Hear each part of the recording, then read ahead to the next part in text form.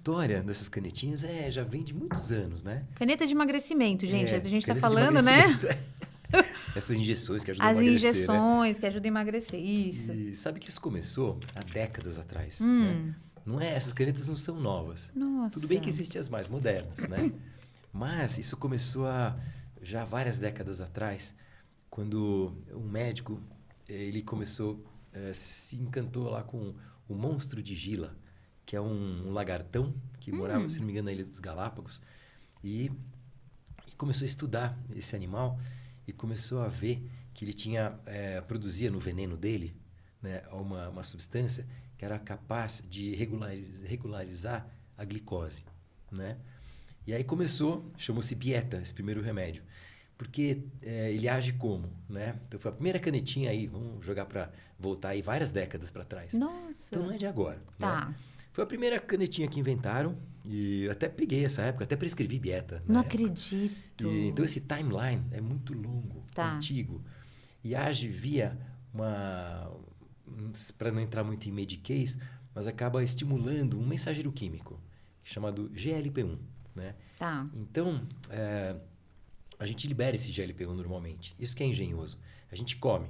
Aí a comida vai passando pelo tubo digestivo, chega no lugar lá do seu intestino, tem umas celulinhas lá que perceberam a comida e produzem GLP-1. Tá. Aí o GLP-1 te dá menos fome, né? Vai no cérebro, diminui o apetite, diminui a velocidade de esvaziamento do estômago, né? Então diminui essa velocidade, né?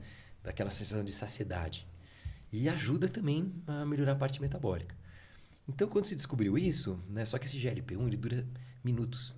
Então, não adianta só você dar o GLP-1, se ele dura só minutos, pronto. Você aplicou o negócio e ele foi embora. Aí a indústria conseguiu aumentar o tempo de ação desse GLP-1 e colocou na canetinha, né?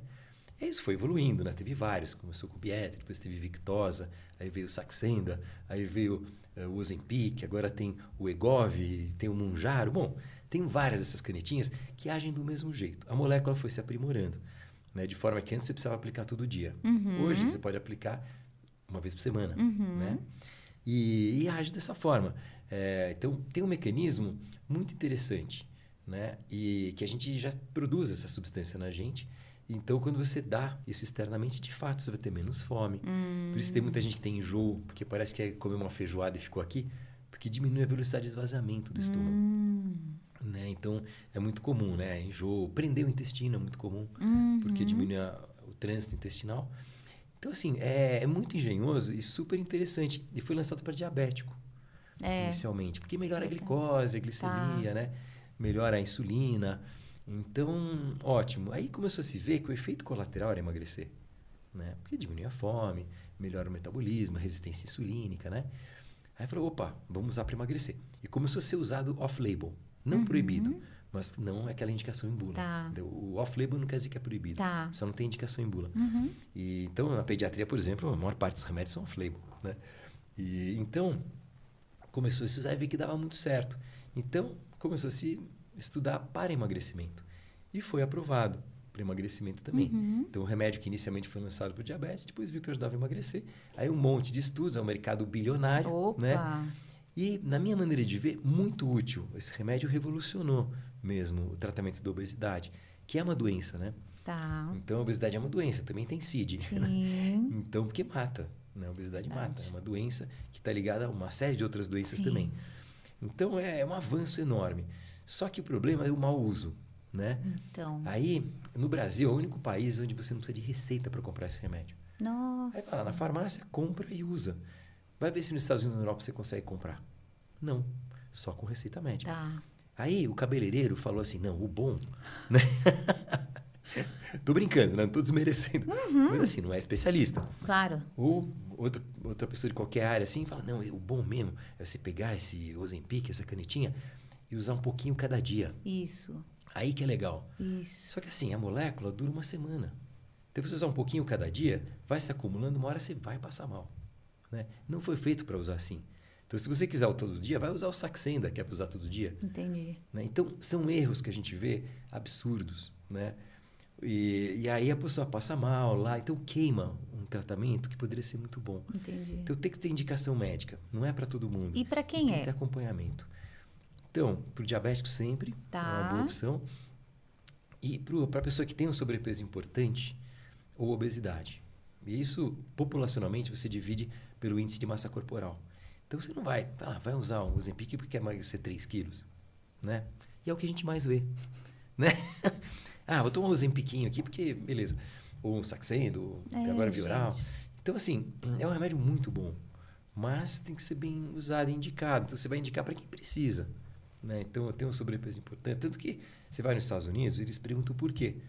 Então, eles só vão vender para você se tiver um índice de massa corporal acima de X. Tá. Né? Não precisa ser obesidade, porque pode ser um sobrepeso que tenha comorbidades. Aí você também está podendo dar, né? Sim. E aqui não. Aqui não. Preciso perder 1,5 kg, porque eu tenho um casamento semana que vem, eu vou tomar. Então, isso é um problema. Então, o que eu vejo é um problema muito de prescrição. Eu acho que isso deveria ser só vendido com receita médica. Entendi, também acho. E efeitos colaterais podem acontecer, a gente vê na prática, né? Muita gente toma, passa mal, e aí às vezes queima o método. Aí começa a aparecer falsas notícias, né? Porque isso é mal, vai te dar câncer. E assim, e os estudos sérios, a gente vê o FDA, por exemplo, nos Estados Unidos liberou para criança, no Brasil também. Nossa. Então, para criança acima de 12 anos, pode usar.